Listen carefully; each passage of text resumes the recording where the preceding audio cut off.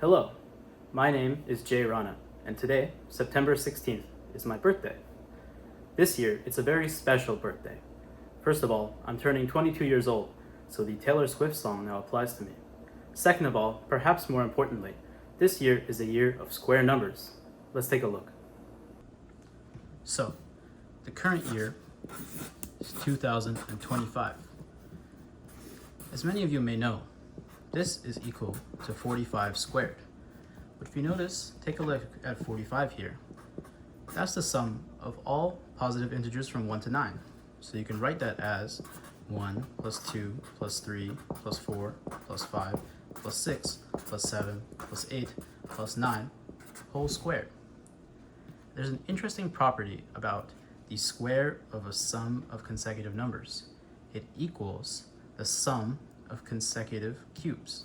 So this statement here equals 1 cubed plus 2 cubed plus 3 cubed plus 4 cubed plus 5 cubed plus 6 cubed plus 7 cubed plus 8 cubed plus 9 cubed.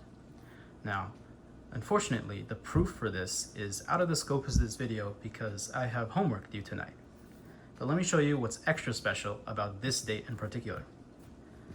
Today is September 16th. Do you notice something? 9 is 3 squared, and 16 is 4 squared. And usually when we write the date, we ignore these two digits and only use the last two digits. Well, what's 25? 25 is 5 squared. Wait a minute, this looks familiar. 3 squared plus 4 squared equals 5 squared. This is a Pythagorean triple. In fact, we can write it as a right triangle. 3, 4, 5. What makes this date special is this is not only a Pythagorean triple, but it is the most common Pythagorean triple you will see. And in general, this is true for all a, b, and c, positive integers of course. A squared plus b squared equals c squared. And this is called the Pythagorean theorem. But how do we prove this? Brownies, of course. There's a very elegant geometric proof to the Pythagorean theorem. It involves constructing a square of side length a plus b. Within that are 4 right triangles and a square of side length c. It's a bit hard to explain verbally, so I thought I could explain it visually and celebrate at the same time.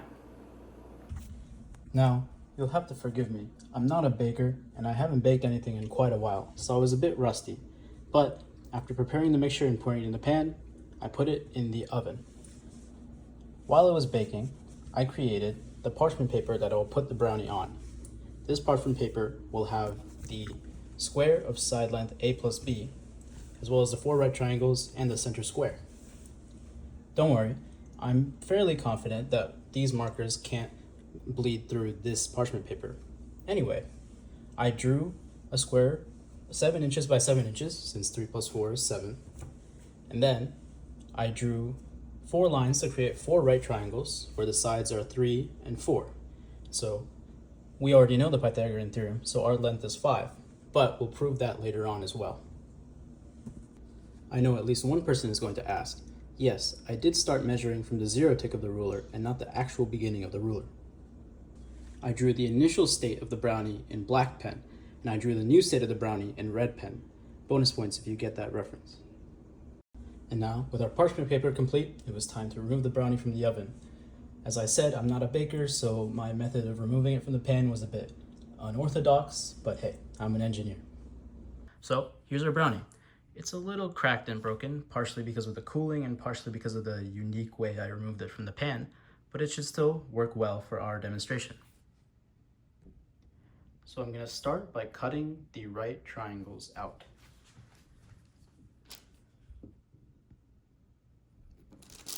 Again, this should have enough accuracy for our demo, so I'm not too worried, but it is a little cracked.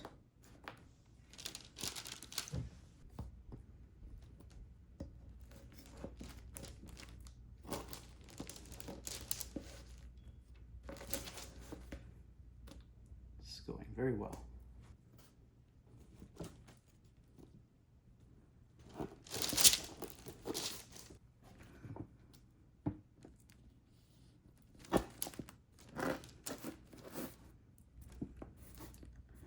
we go. That's our 4 perfect right triangles.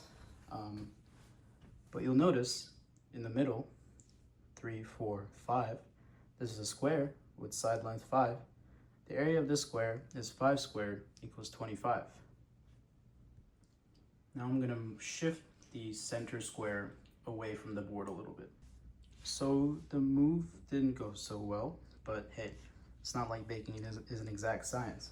Anyway, now we have an empty area of 5 by 5 or 25, the same area as the cut out square.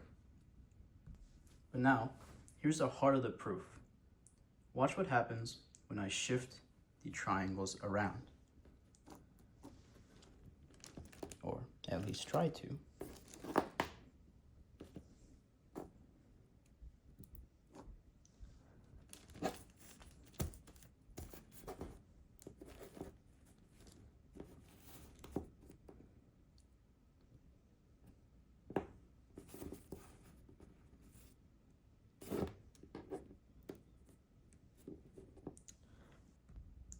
Culinary blunders aside, you can see that we've shifted the triangles into this new position, and now we have 2 area parts. This one is length 3 by length 3, and this one is length 4 by length 4. So what's the area of a square? 3 times 3, 9. 4 times 4, 16. 9 plus 16 is 25. The square root of 25 is 5. Also, the amount of empty space didn't change because all we did was translate these triangles. So, we've done it. We have a geometric proof of the Pythagorean theorem. We started with a square of side length 7, so 3 plus 4. And then we cut out 4 right triangles where the sides are 3 and 4, so the hypotenuse is 5. With those 4 right triangles, we removed the center. The center is a square of length 5, so its area is 5 squared, 25. When we remove it, it leaves an empty area, still 25. Now, all we did to the right triangles is translate them, so move them around. We didn't increase their size or decrease their size, and we didn't rotate them on the plane. When we moved them into the new position, we had 2 new empty areas. One, a square of length 3, and one, a square of length 4. 3 times 3 is 9. 4 times 4 is 16. Since we only moved the triangles, the total empty area in that square stayed the same the entire time.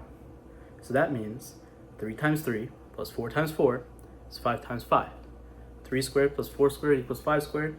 That is the Pythagorean theorem. And we can easily generalize this to all positive integers a, b, and c.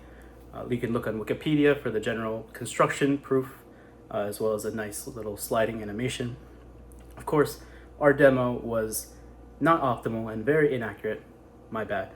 But I wouldn't be surprised if some of the first attempts at this proof were done in a kitchen situation like this. It shows that these proofs can be tried in real life. On a more personal note, I've been looking forward to this day for years, and I'm happy I could share it with all of you. Hopefully this shows that some proofs are a piece of cake, or in my case, a piece of brownie. Happy birthday to everyone who shares my birthday, and thank you so much for watching.